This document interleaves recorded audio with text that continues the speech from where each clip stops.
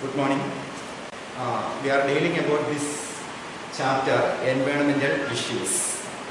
So it is the last chapter in class 12 biology, and this is the most important chapter. This deals about many important areas such as pollution, different type of pollution, its causes, how it affects the organism and its control measures. Then other areas like greenhouse effect, global warming, then this deforestation and the involvement of different organizations in protecting the environment. Okay, we know this because this population explosion nowadays, we know when we are noting the last 100 years, the human population increased many times, and as a result there is a great demand for food, the water, home, automobiles, electricity and many other commodities. And because of that, we know there is a great pressure on environment. As a result, these natural resources are getting depleted and it is degrading, and also it causes various type of pollution. So it is the time we have to restrict this improper utilization of these resources, and we have to check the pollution, everything. Otherwise, we are facing much danger, and there may be, we know we are facing a lot of problems like climatic change, new diseases, and all these are because of this improper utilization, pollution, etc. Now, the most important area we are discussing is pollution. So we know there is a normal life that is essential for all survival of all living organisms, animals, human beings and plants. But any change happens which affects adversely, that is pollution. So we can define the pollution as the undesirable change in the physical, chemical and biological character of environment. This includes water, air and soil. So the undesirable change in the physical, chemical or biological character of air, land and water, it is called pollution. And we know the agents which cause the pollutions are called pollutants. Pollutants are the agents which can cause the pollution. So in this you can see there are two types of pollutants, biodegradable and non-biodegradable. All these things you studied in the junior classes. Biodegradable means that can undergo degradation naturally. Okay, for example, this market garden, soap waste, sewage, agriculture waste, etc. And non-biodegradable, that is a DDT, DHC, then this are polythenes, all these are the plastic, all these things are the non-biodegradable. And in order to protect the environment, Government of India has passed the Environment Act in the 1986. So, Environment Protection Act 1986, that is to protect and improve the quality of our environment, air, land and water.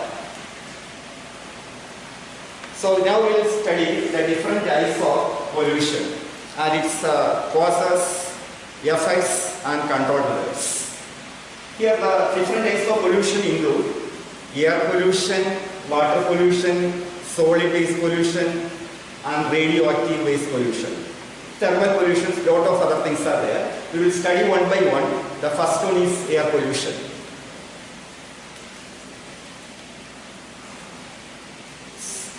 Air pollution can define as the undesirable change in the physical, chemical and biological aspect of air. That is air pollution.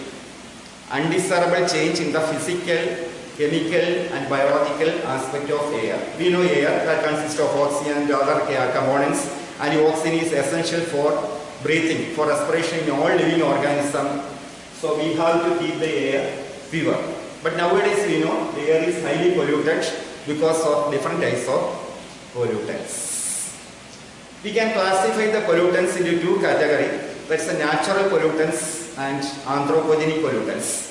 For example, natural pollutants include the dust and gases that released during the volcanic eruption and pollen grains, etc. These are the examples of natural pollutants. Anthropogenic means the pollutants that we generate from the industries, then the other factories and all. That is the anthropogenic or man-made pollutants. Then, these pollutants, we know how it affects. Mostly the air pollutants that affect the respiratory system. These pollutants damage our lungs, that cause the inflammation of the lungs, breathing problem, and even premature death. So these are the result of air pollutants. When we are inhaling the pollutants through the air, these are going to happen. This also affect the plant and reduce the plant productivity. Now, these pollutants, they are gaseous air pollutants and particulate air pollutants. These gaseous air pollutants like carbon monoxide, carbon dioxide, sulfur dioxide, and particulate air pollutants include dust, mist, aerosols, etc. Now, the sources when we are observing, there may be the fixed source. These pollutants, gaseous pollutants or the particulate air pollutants, they may be from the fixed source. For example, the factory. That is a particular region, from there these pollutants are released. And mobile source also there. For example, these vehicles. From vehicles, that is mobile. So that is the exhaust released from vehicles. That's an example of mobile source of air pollutants. The types mainly industrials and automobile exhaust. So these are the two sources which cause the air pollution mainly. See, the industrial source, we know the smokestacks of thermal power plants, mineral smelters and industries which release the pollutants, particulate pollutants and gaseous air pollutants along with the harmless gases like nitrogen and oxygen gases. Normally, this along with these harmless gases, this toxic gas also released, that is released to atmosphere, and it acts as the pollutants and which cause the air pollution. And we know, according to CBSE, Central Pollution Control Board, the particulate size less than 2.5 micrometers, that is highly lethal to the living organism because it can inhale deep into the lungs and it can cause inflammation and breathing problem. It damages the lungs and cause the premature death. Now we will discuss about how we can control the release of these particulate and gaseous pollutants from the factories. So one such method is electrostatic precipitator. Electrostatic precipitator. By this device, about 99% of the particulate matter can be checked. Now, in this device, the electrodes, there is a negative and positive charge, a wire that is maintained at high voltage, which produce a corona, and this corona release electron. So when the dirty air, which consists of the particulate matter, is passed through this corona, the electrons attach with this dust particle and give them a negative charge. And it is attracted by a positively charged electrode. So in this method, we can reduce we can separate the particulate matter, and this device is electrostatic precipitator. Electrostatic precipitator. Here, when we are passing this dirty air, its velocity should be less. That helps the falling of dust particle. And another method that used for cleaning the air is scrubber. So here the dirty air is passed through a spray of water or lime which remove the particles, for example gaseous particles like sulfur dioxide, and only the clean air is released out. Another method of cleaning the gaseous pollutants is by using the scrubber. So when this dirty air is passed through the scrubber, which spray lime or water, this trap the gaseous material and only the clean air is released out. And in this method, we can remove the sulfur dioxide.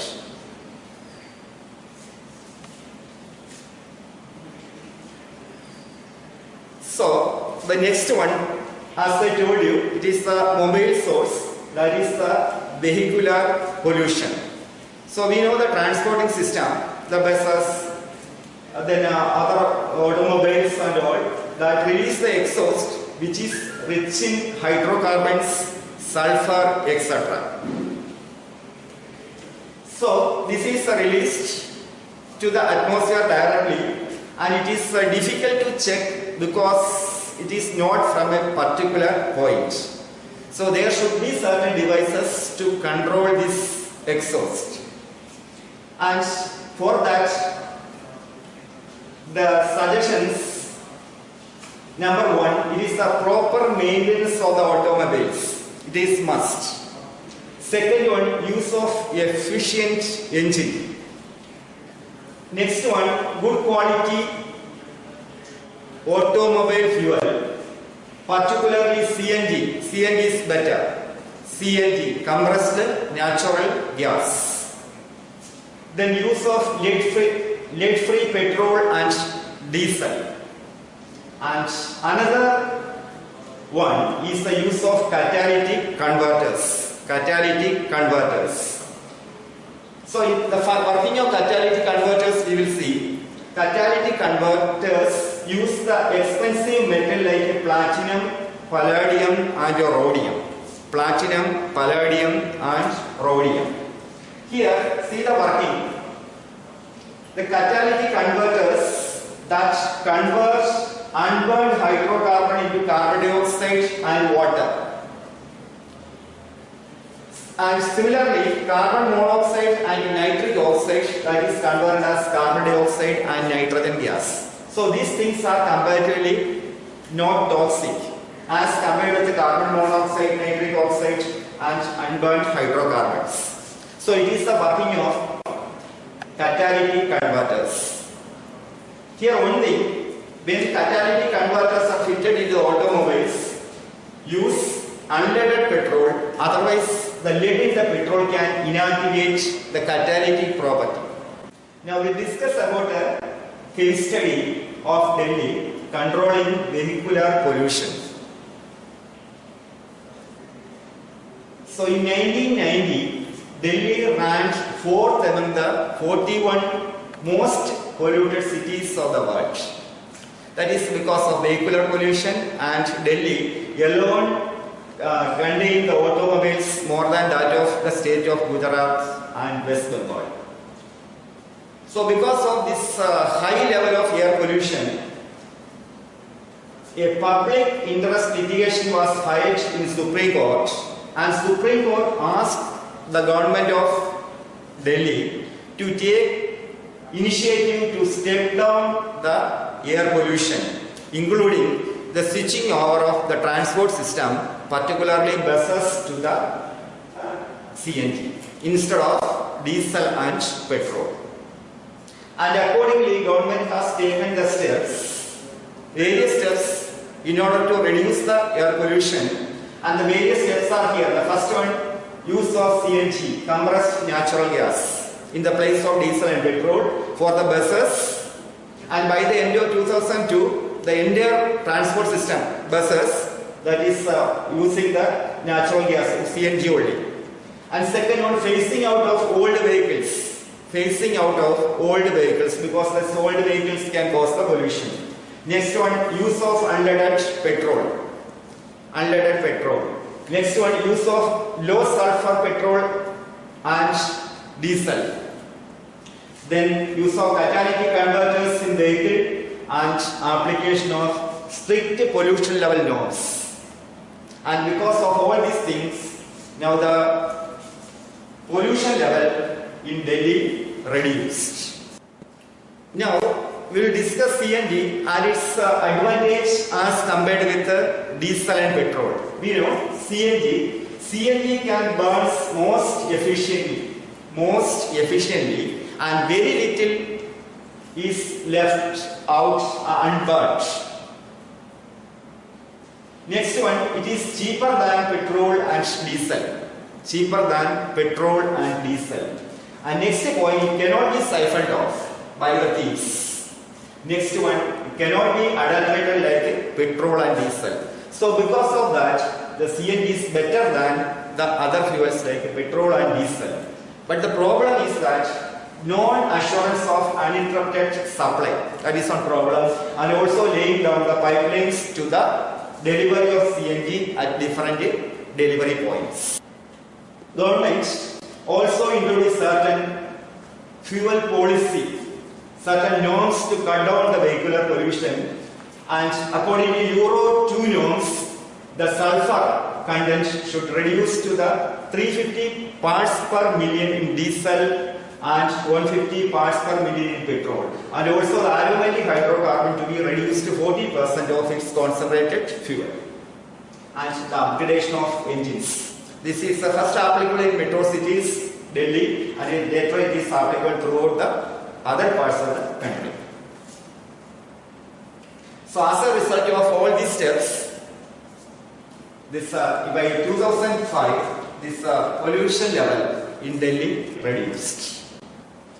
Government of India has passed Air Act in 1981 and it was amended in 1987 to include noise as the air pollutant.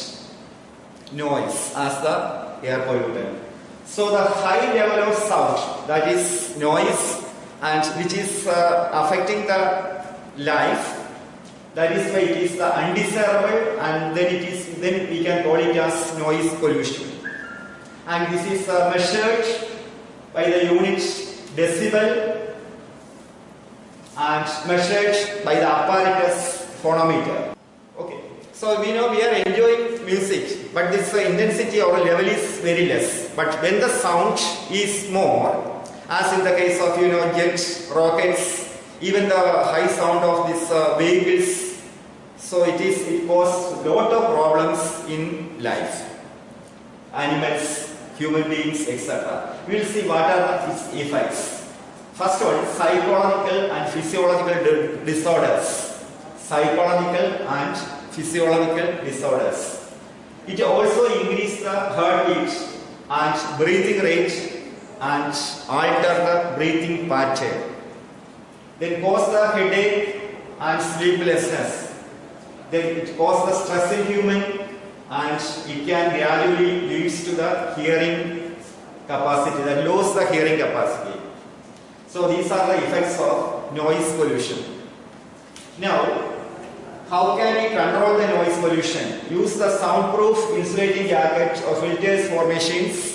Next one, using the car masks of sound absorbent materials by industrial workers and people during the heavy traffic. Then there is a silent zone around 100 meters of hospitals and schools, spreading awareness about the ill effect of noise, setting the permissible level for crackers, bursting sounds, and allotting limited time and sound level for the loudspeaker users. Now we will discuss about the next pollution, water pollution, its causes, control methods, etc. This is also the undesirable change in the physical, chemical and biological character of water. Water, we know, it is the soul of life or mother of life. For all living organisms depends water. Government of India has passed the Water Act, Prevention and Control Pollution Act 1974 to safeguard our water resources. So the water, if it is the impure component, if it is even 0.1%, this water is unfit for drinking. So the major causes of water pollution, that is the pollutants, they are the sources from the kitchen, then toilets, household waste, then market, then the municipality, then human and animal excreta, food residues, detergents, then the biodegradable organic matter, inorganic matter, hospital waste. We know various sources are there. So all this can pollute the water. But the main, this inorganic component like nitrates, phosphate and other things, that is more dangerous.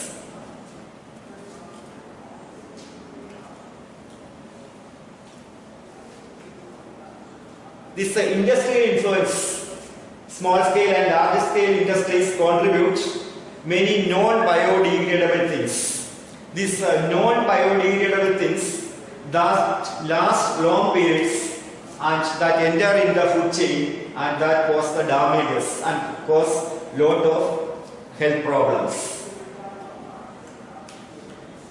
Even the thermal pollution, the deposition, releasing of the hot wastewater, that also a source of pollution, water pollution. Now you can see this chart: heavy metals, organically bound metals, metalloids, inorganic waste, plastics, detergents. These all cause the what called the problems in the flora and fauna, particularly in the aquatic life. Now we will discuss about the effects of water pollution. Effects of water pollution. The first one, on aquatic ecosystem. So we know aquatic ecosystem consists of plants, then aquatic animals including fishes and all. When the sewage that is deposited in a particular point in water, there the microorganism what present in the sewage that utilize the oxygen what already dissolved in water. That oxygen is called dissolved oxygen. So in water, dissolved oxygen is there. So in the normal case, the dissolved oxygen is more. When the sewage is added to this water, microorganism, particularly bacteria, that use the dissolved oxygen for the decomposition of sewage. And as a result, now you see, when dissolved oxygen is maximum in a particular point, so you consider the case of a river in a particular point, dissolved oxygen is maximum. When sewage is added, the dissolved oxygen reduces because it is taken by the bacteria, and as a result BOD increases. BOD means biochemical oxygen demand. The term BOD already studied in the previous chapters, and BOD means it is the amount of oxygen required for the oxidation of sewage or organic matter present in 1 liter of water. That is called BOD. That is the BOD, biochemical oxygen demand. So here BOD and DO. DO reducing means BOD is increasing. So what happens? Then this microorganism utilizes this oxygen. So BOD increases, DO decreases. So after complete decomposition of this sewage, the BOD reduces. Then that dissolved oxygen increases. So in the stream we can see at certain points DO is less, BO is more, BOD is more. In some other region it may be reverse. And the next effect is the biological magnification. Biological magnification or biomagnification. Biomagnification. See, it is the increase in the concentration of toxic materials at successive trophic level. That is called biomagnification. Here, the best example, you know, only certain material shows this property, like DDT, mercury, etc. When we are using this for a particular purpose, it enters to the food chain, and through the food chain it accumulates, and it will be maximum in the trophic levels, highest trophic levels. For example, the top trophic level. We will discuss this case with the help of an example, the DDT. The DDT is an insecticide that is commonly used to spray in a field in order to check the insects. See, the initial stage, suppose in water, when we are using this for agriculture purposes, automatically it reaches the water body.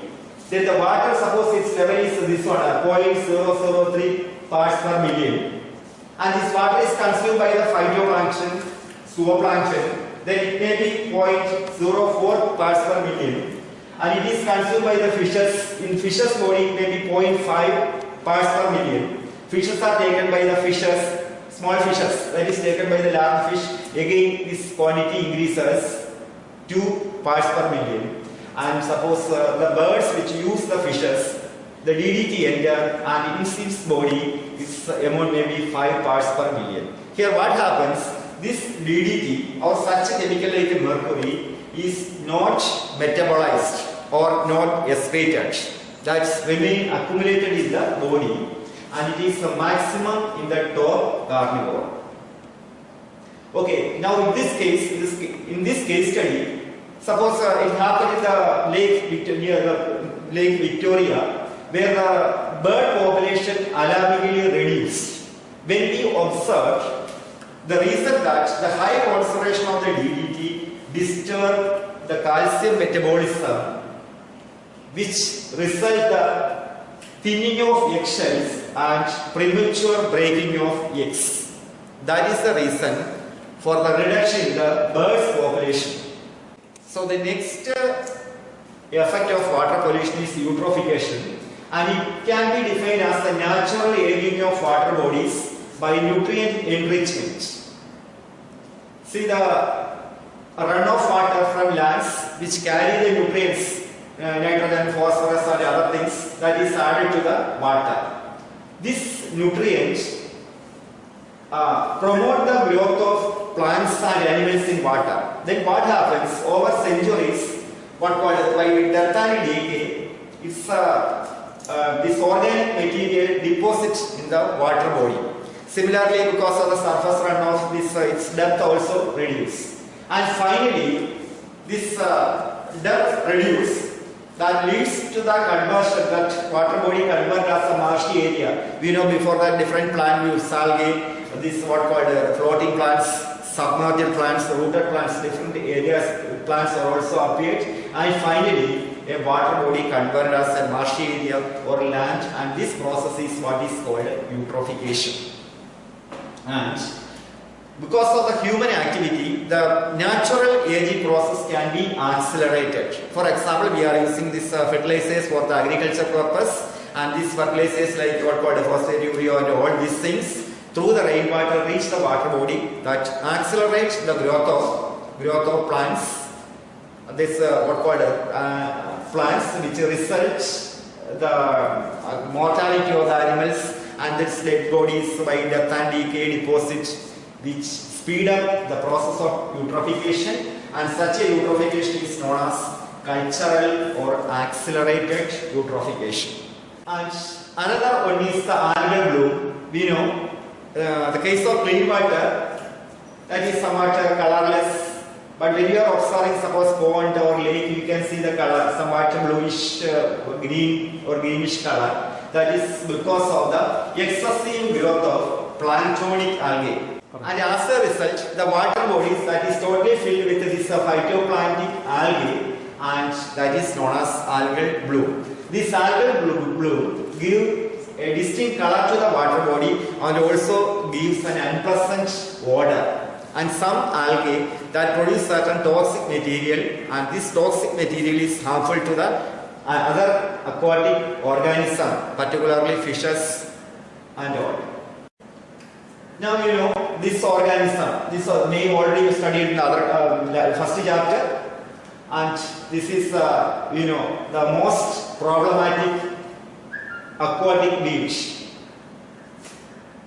It's commonly called a terror of Bengal, and its scientific name is Eichhornia crassipus. And it is an exotic plant. It introduced in our country because of its beautiful color and shape of leaf. But what happened? This is become highly invasive, and because of its excessive growth, and nowadays the freshwater body is filled with this plant.